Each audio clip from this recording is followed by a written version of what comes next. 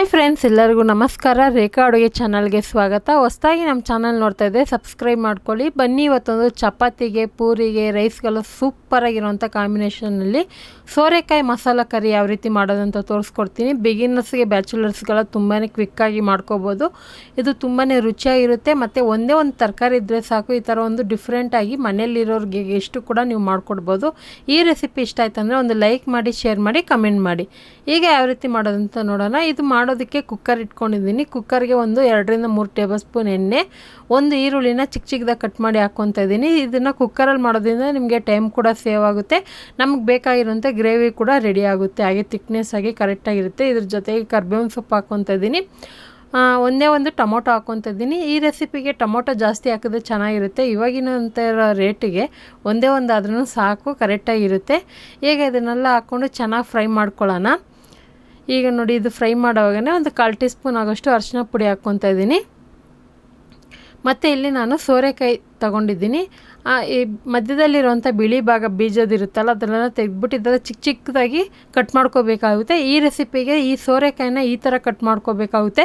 ಸೋರೆಕಾಯಿ ಅಂದರೆ ಉದ್ದಕ್ಕೆ ಬರುತ್ತಲ್ಲ, ಅದು ಇದು ಸೋರೆಕಾಯಿ. ಕೆಲವರು ಸಿಪ್ಪೆ ತೆಗಿತಾರೆ, ನಾನು ಎಳೆ ಸೋರೆಕಾಯಿ ತೊಗೊಂಡಿರೋದ್ರಿಂದ ಸಿಪ್ಪೆ ತೆಗೋದಿಲ್ಲ, ಹಾಗೆ ಹಾಕ್ಕೊತೀನಿ. ಹಾಗೆ ರುಚಿಗೆ ತಕ್ಕಷ್ಟು ಉಪ್ಪು ಹಾಕಿ ಇದನ್ನು ಚೆನ್ನಾಗಿ ಮಿಕ್ಸ್ ಮಾಡಿ ಮೀಡಿಯಮ್ ಟು ಲೋ ಫ್ಲೇಮಲ್ಲಿ ಇದನ್ನು ಬೇಯಿಸ್ಕೊಳ್ಳೋಣ. ಅಷ್ಟೊತ್ತಿಗೆ ಒಂದು ಮಸಾಲೆ ರುಬ್ಕೋಬೇಕು, ಅದು ರುಬ್ಕೊಬರೋಣ. ಇದು ಫ್ರೈ ಆಗ್ತಾ ಇರಲಿ. ಈಗ ಒಂದು ಮಿಕ್ಸಿ ಜಾರ್ಗೆ ನಾನಿಲ್ಲಿ ಹುರ್ಗಡ್ಲೆ, ಚಕ್ಕೆ, ಲವಂಗ, ಮೆಣಸುಕಾಳು, ಜೀರಿಗೆ, ಗಸಗಸೆ, ಸೋಂಕಾಳು ತೊಗೊಂಡಿದ್ದೀನಿ. ಇದನ್ನು ನೀವು ಡ್ರೈ ರೋಸ್ಟ್ ಮಾಡಿ ಕೂಡ ಮಾಡ್ಕೋಬೋದು. ನಾನು ಹಾಗೆ ಡೈರೆಕ್ಟಾಗಿ ಹಾಕ್ಕೊತಾ ಇದ್ದೀನಿ. ಮತ್ತು ತೆಂಗಿನಕಾಯಿ ತುರಿನೂ, ಶುಂಠಿ, ಬೆಳ್ಳುಳ್ಳಿ ಹಾಕ್ಕೊತಾ ಇದ್ದೀನಿ. ಸೊ ಸಿಂಪಲ್ ಮಸಾಲೆನಲ್ಲಿ ಟೇಸ್ಟ್ ಸಖತ್ತಾಗಿರುತ್ತೆ. ಖಂಡಿತ ನೀವು ಒಂದು ಸರಿ ಮಾಡಿದ್ರೆ ಮತ್ತೆ ಮತ್ತೆ ಮಾಡ್ತಾಯಿರ್ತೀರ. ಸೋರೆಕಾಯಿ ಅಂತಲ್ಲ, ನಿಮ್ಗೆ ಇಷ್ಟವಾಗಿರೋಂಥ ತರಕಾರಿಯಲ್ಲಿ ಕೂಡ ಮಾಡ್ಕೋಬೋದು. ಇದ್ರ ಜೊತೆಗೆ ಸ್ವಲ್ಪ ಕೊತ್ತಂಬರಿ ಸೊಪ್ಪು ಮತ್ತು ಖಾರಕ್ಕಿಲ್ಲಿ ನಾನು 1 ಟೀ ಸ್ಪೂನ್ ಖಾರದ ಪುಡಿ ಹಾಕ್ಕೊತಾ ಇದ್ದೀನಿ. ಖಾರ ನೋಡ್ಕೊಂಡು ಯೂಸ್ ಮಾಡ್ಕೊಳ್ಳಿ. ಇದಕ್ಕೆ 2 ಟೇಬಲ್ ಸ್ಪೂನ್ ಆಗೋಷ್ಟು ಧನಿಯಾ ಪೌಡರ್ ಹಾಕ್ಕೊತಾ ಇದ್ದೀನಿ. ಈಗ ಇದ್ರ ಜೊತೆಗೆ ಸ್ವಲ್ಪ ನೀರು ಹಾಕಿ ನುಣ್ಣಗೆ ರುಬ್ಕೊಂಬರ್ತೀನಿ. ಈ ಮಸಾಲಾನ ನೀವು ಡ್ರೈ ರೋಸ್ಟ್ ಮಾಡಿ ಕೂಡ ರುಬ್ಕೊಬೋದು. ಸೊ ನಾನು ಹಾಗೆ ಯೂಸ್ ಮಾಡ್ತಾಯಿದ್ದೀನಿ ಎಲ್ಲ. ಈಗ ನೋಡಿ, ರುಬ್ಬಿದ್ದಾಯಿತು. ಈ ಕಡೆ ತರಕಾರಿ ಕೂಡ ಒಂದು 1/4 ಭಾಗ ಫ್ರೈ ಆಗಿದ್ದಾಯಿತು. ಈಗ ರುಬ್ಬಿರೋಂಥ ಮಸಾಲೆ ಹಾಕ್ಕೊತಾ ಇದ್ದೀನಿ.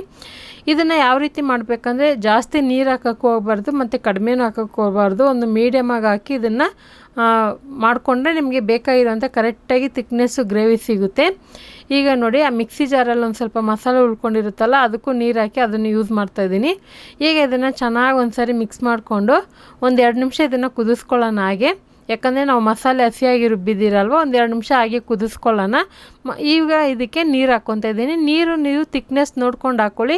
ಯಾಕಂದರೆ ಸೋರೆಕಾಯಿ ಅನ್ನೋದು ನೀರು ಬಿಟ್ಕೊಳ್ಳುತ್ತೆ, ಮತ್ತು ಹೆವಿ ನೀರಾಯ್ತು ಅಂದರೆ ತೆಳ್ಳಗಾಗೋಗುತ್ತೆ ಮತ್ತು ಗಟ್ಟಿ ಮಾಡೋಕ್ಕೆ ಬರೋದಿಲ್ಲ.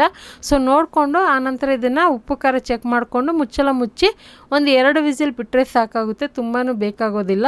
ಯಾಕಂದರೆ ಆಲ್ರೆಡಿ ನಾವು ಸೋರೆಕಾಯಿನ ಚೆನ್ನಾಗಿ ಫ್ರೈ ಮಾಡಿರೋದ್ರಿಂದ ನಮಗೆ ತುಂಬಾ ಟೈಮ್ ತಗೊಳ್ಳೋದಿಲ್ಲ. ಸೊ ಒಂದು 2 ವಿಸಿಲ್ ಬಿಟ್ಟು ಪೂರ್ತಿ ಗ್ಯಾಸ್ ರಿಲೀಸ್ ಆದಮೇಲೆ ಓಪನ್ ಮಾಡೋಣ. ಯಾವುದೇ ಕಾರಣಕ್ಕೂ ತಕ್ಷಣ ವಿಸಿಲ್ ತೆಗಿಯೋಕ್ಕೆ ಹೋಗಬೇಡಿ, ನಿಮಗೆ ಆ ಟೇಸ್ಟ್ ಒರಿಜಿನಲ್ ಸಿಗೋದಿಲ್ಲ. ಇದೊಂದೇ ರೆಸಿಪಿ ಅಂತಲ್ಲ, ಯಾವುದೇ ರೆಸಿಪಿ ಮಾಡಿದ್ರೂ ತಕ್ಷಣ ವಿಸಿಲ್ ತೆಗಿಯೋಕ್ಕೆ ಹೋಗಬಾರ್ದು ಕುಕ್ಕರಲ್ಲಿ ಮಾಡಿದಾಗ. ಈಗ ನೋಡ್ತಾ ಇರ್ಬೋದು, ಚೆನ್ನಾಗಿ ನಮಗೆ ಬೇಕಾಗಿರುವಂಥ ಗ್ರೇವಿ ರೆಡಿಯಾಗಿದೆ. ತುಂಬಾ ಸೂಪರ್ ಟೇಸ್ಟಿಯಾಗಿರುತ್ತೆ. ಚಪಾತಿಗೆ, ರೈಸ್ಗೆ, ಪೂರಿಗೆಲ್ಲ ಸೂಪರಾಗಿರುತ್ತೆ. ಖಂಡಿತ ನೀವು ಒಂದು ಸರಿ ಟ್ರೈ ಮಾಡಿದ್ರೆ ಮತ್ತೆ ಮತ್ತೆ ಮಾಡ್ತಾ ಇರ್ತೀರ. ಈ ರೆಸಿಪಿನ ನೀವು ಕೂಡ ಮನೇಲಿ ಇದೇ ರೀತಿ ಟ್ರೈ ಮಾಡಿ. ನಿಮಗೆ ಯಾವ ಥರ ಬಂತು ಅಂತ ಕಮೆಂಟ್ ಮಾಡಿ. ಈ ರೆಸಿಪಿ ಇಷ್ಟ ಆಯ್ತು ಅಂದರೆ ಒಂದು ಲೈಕ್ ಮಾಡಿ, ಶೇರ್ ಮಾಡಿ. ರೇಖಾ ಅಡುಗೆ ಚಾನಲ್ನ ಹೊಸದಾಗಿ ನೋಡ್ತಾ ಇದ್ದರೆ ಸಬ್ಸ್ಕ್ರೈಬ್ ಮಾಡ್ಕೊಳ್ಳಿ. ಈ ವಿಡಿಯೋ ನೋಡಿದ್ದಕ್ಕಾಗಿ ಎಲ್ಲರಿಗೂ ಧನ್ಯವಾದಗಳು. ಟೇಕ್ ಕೇರ್, ಬಾಯ್.